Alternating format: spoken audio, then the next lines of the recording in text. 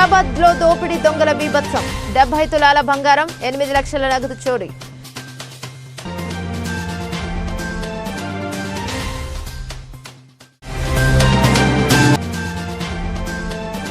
Congress MLC అభ్యర్థి నరేందర్ రెడ్డిని అత్యధిక మెజార్టీతో గెలిపించాలి. ఎమ్మెల్సీ వల్మూరి వెంకట్.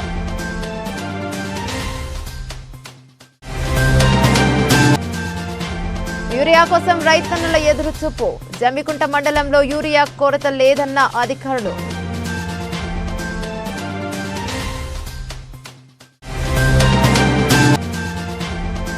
మల్లారెడ్డిపల్లిలో నూతన నిర్మిస్తున్న రామాంజనేయ దేవాలయానికి దాతల ఆర్థిక చేయుట.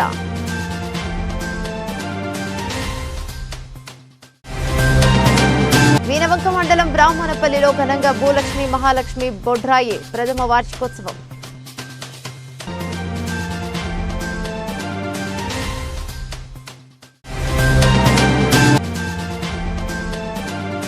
జమ్మికుంట కేవీకేలో ప్రకృతి వ్యవసాయంపై రైతులకు శిక్షణ తరగతులు.